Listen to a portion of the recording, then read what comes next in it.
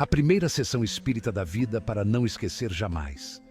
Desde cedo, quando morava na cidade mineira de Formiga, adorava mexer com o desconhecido.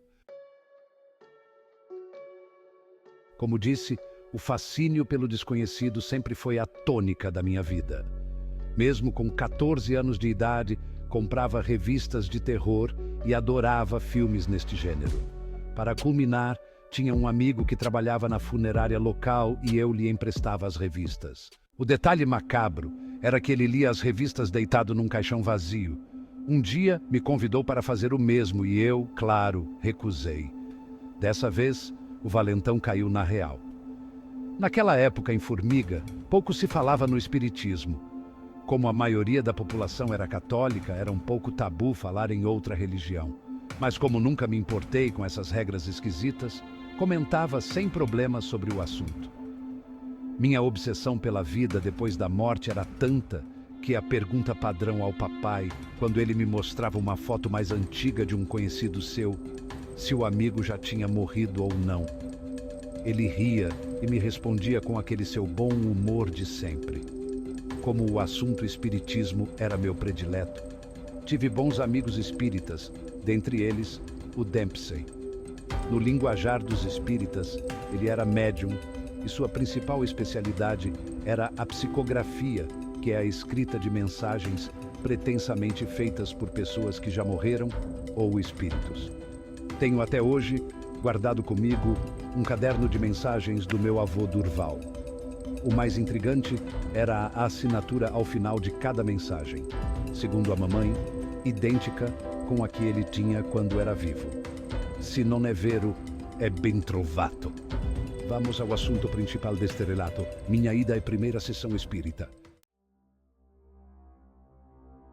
Numa tarde, logo após o lauto lanche que teve na minha casa, Dempsey, que era assíduo frequentador, me fez um convite para assistir a uma sessão espírita que ia rolar no Hotel Oeste. O objetivo da sessão seria uma tal de doutrinação que eu nem sabia do que se tratava. Esse foi o meu erro. Sem pestanejar, topei a parada. Seria a minha primeira sessão espírita da vida. Mal sabia eu o que estava por vir. Combinamos que ele passaria em casa por volta de 8 da noite, porque a sessão iria começar às 9 em ponto. E na hora combinada, Dempsey passou em casa e tomamos o rumo do Hotel Oeste. No caminho, Dempsey me fez um alerta com seu habitual sarcasmo. Como a sessão de doutrinação é para controlar um espírito mau que está assombrando o hotel, fica esperto para ele não te pegar. E deu um sorriso maroto que, confesso, me deixou com um certo receio. Desconfiado com o sinistro aviso, comecei a me perguntar se estava fazendo a coisa certa. Mas era tarde demais. Não podia mostrar que eu estava com medo. Tinha de fingir de valentão, como eu sabia fazer muito bem. Chegamos no hotel. Cumprimentei os presentes e sentei na beirada da cama. A sessão ia rolar num dos quartos do sinistro hotel. Silêncio total. Todos concentrados. Primeiro a prece para abrir a reunião. Ficamos de mãos dadas. Certamente, o Dempsey notou que minha mão estava começando a ficar suada. A luz foi apagada e minha tensão começou. De repente, ressoa no ar macabro uma palma forte, bem estridente, um estalo que até hoje ecoa nos meus ouvidos. Meu coração disparou. O que seria aquilo? Quem fez isso? A médium que incorporava o espírito, com a voz alterada, começou a gritar: "Este hotel é meu! Ninguém me tira daqui! Vou pegar todo mundo que está aqui! Esse hotel é meu e de mais ninguém! Essa ameaça vinda sabe-se lá de onde me fez engolir seco. E se o cara me atacasse? E se ele entrasse no meu corpo?" Tenso ao extremo, comecei a tremer de medo. Notando meu estado de terror pleno, Dempsey olhou para mim com um sorriso sádico e notou que eu rezava baixinho, sem parar.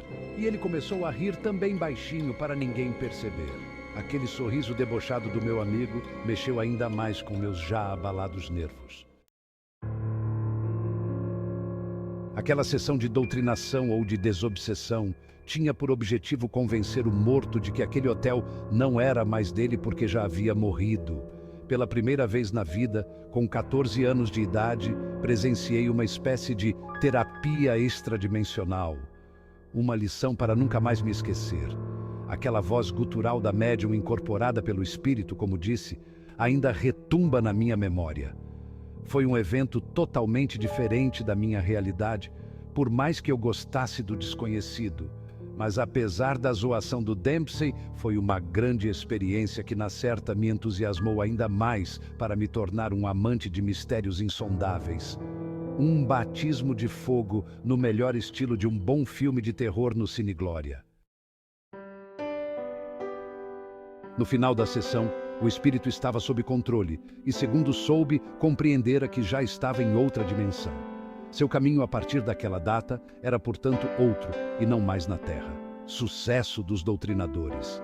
E, claro, alívio total para mim. Voltei para casa ainda em choque, mas feliz por ter tido uma aventura inédita. Por sinal, só contei para meus pais muito tempo depois, porque temia que eles me repreendessem pela petulância de mexer com fogo. Breve, mais vídeos extraídos do livro e do blog Meus Causos de Formiga. Aguardem.